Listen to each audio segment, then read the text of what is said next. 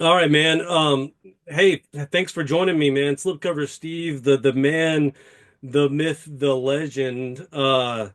Yeah, it took some doing, but I got my shades on, and I guess that's really ultimately what persuaded you to be here. Thanks for No, being here, man.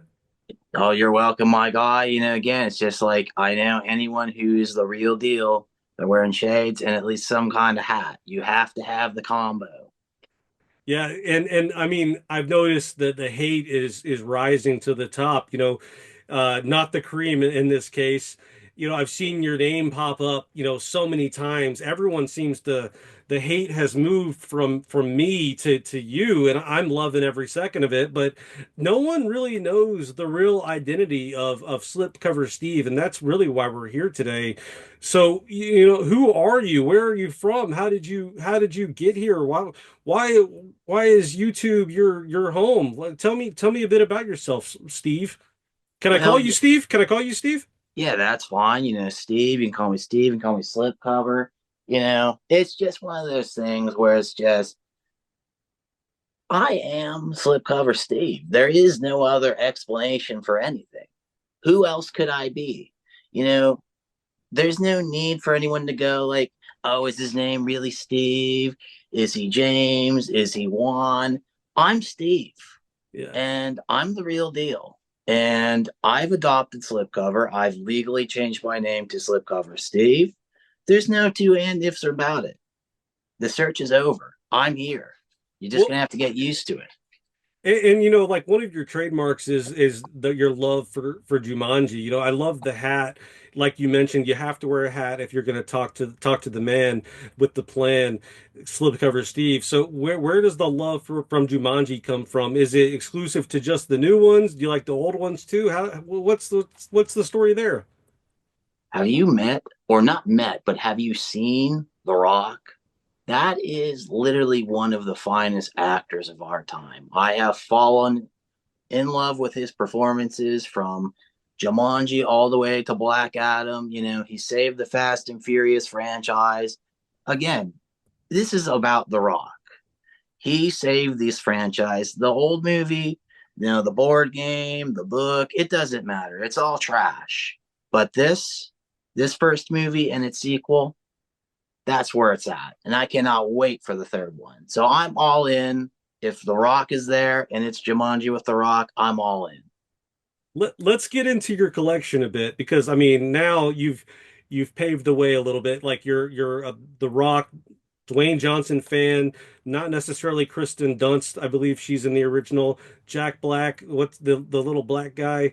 Let's talk about your collection. Um, do you sleep better knowing that each movie in your collection has its own slipcover, or are there like sleepless nights like where it haunts you that you do have, some naked cases hidden amongst, the bad boys? I've got a lot of I've got a lot of movies without slips, Uh-huh. and I don't want them. I try to get rid of them. Nobody wants them. I literally email people, I text people, I call people, I do whatever I can. I call up Goodwill and they say, "Hey, I've got a big pile of movies," and they go, "Oh, we don't want any. We can't get rid of them." So I'm trying to negotiate with the dump to get rid of them. But yeah, like I literally, I'll be sound asleep, and I just wake up going because I know I have a copy of Godzilla versus Biolante on the shelf without a slip, and I go, "What's the point?" Yeah, and like I think that the extra cardboard, like it has to affect the viewing experience, right? Oh, there you cannot watch a movie without the slip. It'd be like probably like how people in the 50s were about like, model cars. They're like, I can't go to a car show if I haven't made the model of the car. I can't, watch the movie if I haven't made the model of the car from the movie. I can't watch the movie if I know I can't hold that slip cover because you look at that slip cover and it should tell you everything you need to know about the movie because the slip cover half the time is better than the movie itself. Let's just be frank. Yeah, and kind of keeping that in mind, are there times where, you catch yourself just ultimately staring at your collection or even just the slipcovers instead of actually putting the movie in. I know that I've found myself appreciating my collection so much so that, time passes. I'm sure it's very similar with you.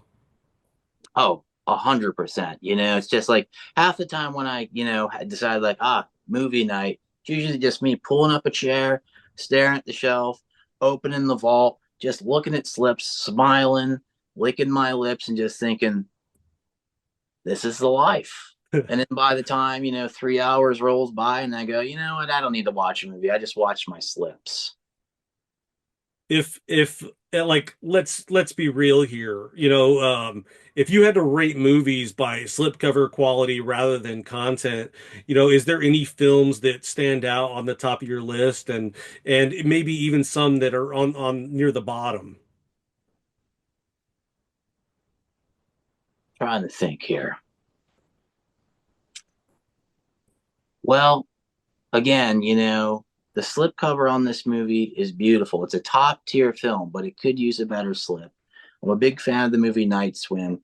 If that got the boutique treatment, it's at the top of the list. I'm waiting for Arrow Video to put that out on 4K with the slip. That would trump everything. A lot of my favorites, Rob Zombie's, his Halloween duology, there's no slip. At least not with a 4K. There's no 4K with a slip. A lot of the best stuff still needs a slip cover. When it comes down to it, though, the top tier, it's always going to be Scream Factory. Scream Factory does the best slips. Vinegar Syndrome, they do pretty good slips. Arrow Video, whenever they decide to do a slip, it's pretty good. But half the time, they're more into these stupid boxes.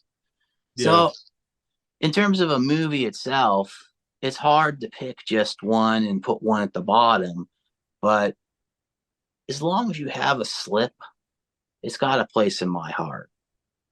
And you mentioned 4K, do you fear that, soon they'll invent like an 8K, and then 4K will just be the new DVD? No chance. I think 4K is the real deal. This is the collector's format. They've mastered the slipcover with the 4K. You can't get a better slipcover than you can now. If you'd bought a slipcover in the Blu-ray era 10 years ago, you're missing out. It's not the same experience. So no, I don't think they're going to mess with success. I think 4K is here to stay. I think it's the final thing. We are riding this out, the 4K train, for the next 3 to 5 years. Awesome, yeah. And we've talked about, who you are, Jumanji, and your collector's mindset, if you will, as far as slip covers. I kind of want to know a little bit about your content, because that seems to be where most of the conversation kind of ignites. I doubt that a lot of these guys even watch your video all the way through. They just kind of look at your thumbnail, and the hate spews wildly. But I for one enjoy your videos, and I'm really kind of curious about how you choose your topics, and ultimately where you find these specific themes and trends, and what inspires you to gravitate towards those. I just say what comes to my mind. I say what we're all thinking. The problem is these guys, they just get so upset because they know what I'm saying is true. And they're like, shoot, I could have put on a nice hat, some sick shades, and done the exact same video, and people would just be worshiping me. And that's what it is. They're just jealous. It's as simple as that. They want what I have. They go, man, he's got a sick slip I don't have. I hate him. You know, but again, I tell everybody, give them 3 to 5 days. That hate turns to love, and before you know it, all they can think about is Slipcover Steve, and they start smiling. But I come up with all my ideas just by looking around. I look at the shelf. I go to Walmart. I spend time with the people of the world, and I go, you know, this is a major issue, and I need to make a video about it. The people deserve to know the truth. And speaking of major issues, like you're pretty fresh on the YouTube front, but you've broken a lot of ground, really. You've dealt with a lot of big, interesting topics. Is there any impactful stories or developments in physical media that you've covered that stand out to you that you're like, I'm so like that was mine. I did that story.